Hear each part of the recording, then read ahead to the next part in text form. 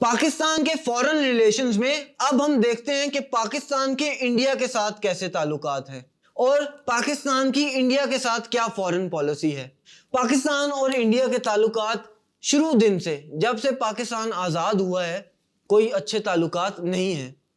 اس کی سب سے مین وجہ تو کشمیر کا ایشو ہے۔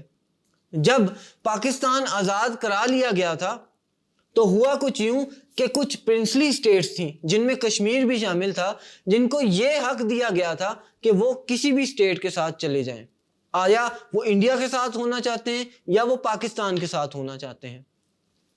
چونکہ اکثریت وہاں مسلمانوں کی تھی اور وہ چاہتے تھے کہ وہ پاکستان کا حصہ بنے، لیکن انڈیا نے اپنی فوجیں بھیج کر وہاں پر قبضہ کر لیا اور لوگوں کو ان کے حق سے محروم کیا۔ پاکستان تب سے کشمیر کے ایشو کو سپورٹ کرتا آیا ہے کہ کشمیریوں کو ان کا رائٹ آف سیلف ڈٹرمنیشن دینا چاہیے، جس کی وجہ سے پاکستان اور انڈیا کے درمیان کئی جنگیں بھی ہو چکی ہیں۔ آپ خلاصہ اس کا یہ سمجھ لیجئے کہ پاکستان اور انڈیا کے تعلقات اتنے بہتر نہیں ہیں۔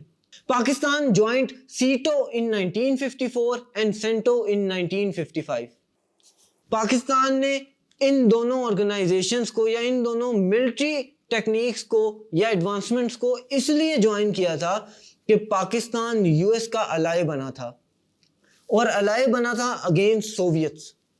سوویتس اپنی کمیونسٹ پارٹی کو یا اپنی کمیونزم کو سپورٹ کرنا چاہتے تھے یا ایکسپینڈ کرنا چاہتے تھے، اور یونائٹڈ اسٹیٹس اس کو ایکسپینشن کو روکنا چاہتا تھا، لہٰذا یونائٹڈ اسٹیٹس نے پاکستان کی مدد لی۔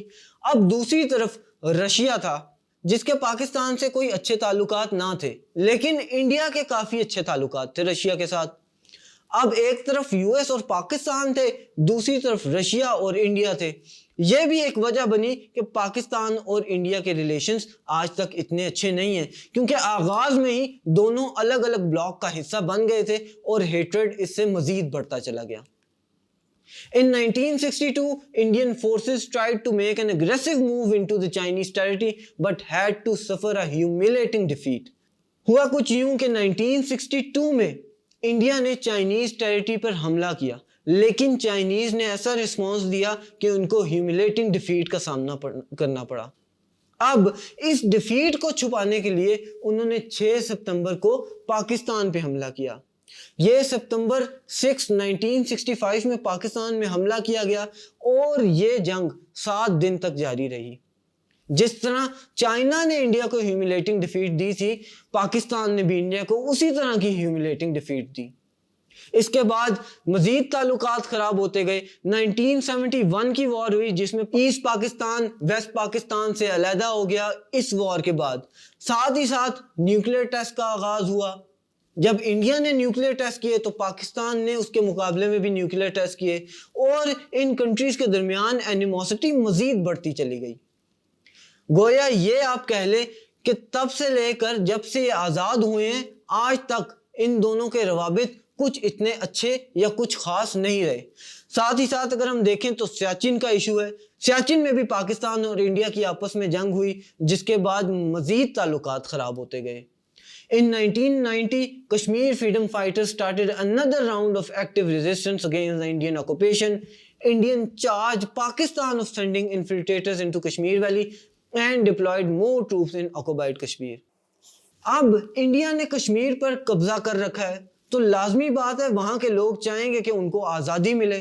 جب انہوں نے اپنی آزادی کی موومنٹ تیز کی تو انڈیا نے یہ کہا کہ یہ موومنٹ پاکستان سپورٹ کر رہا ہے، جس کی وجہ سے وہاں پر انہوں نے بہت زیادہ ملٹری فورس بٹھانا شروع کر دی، اور آج تک وہاں پر دنیا کی کہتے ہیں کہ ہیویلائزڈ ملٹری زون ہے کشمیر، جہاں پہ انڈین کی فورسز بیٹھی ہوئی ہیں۔ پھر in 1999 the Indian Prime Minister invited General Pervez Musharraf to visit India for a round of talks, which he accepted later. His 4-day visit started on July 12, 2001. A summit meeting was held at Agra on July 14, 2001. Number of issues including Kashmir were discussed at that meeting.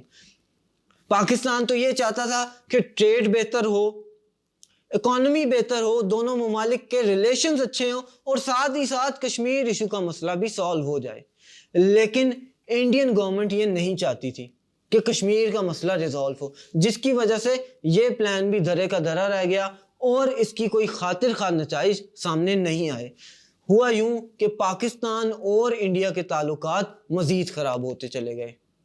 Indian Prime Minister Atal Bihari Vajpayee came to Pakistan to attend the SAARC conference in 2004۔ اس میں بھی پاکستان اور India کے تعلقات کچھ حد تک بہتر ہوئے، لیکن پھر مزید تعلقات خراب ہوتے گئے جیسے جیسے پاکستان میں انڈیا نے انفلٹریٹ کرنا شروع کیا اور اپنے جو را کے فورسز ہیں ان کو بھیجنا شروع کیا، جس کے بعد پاکستان میں ٹیررزم بڑھا۔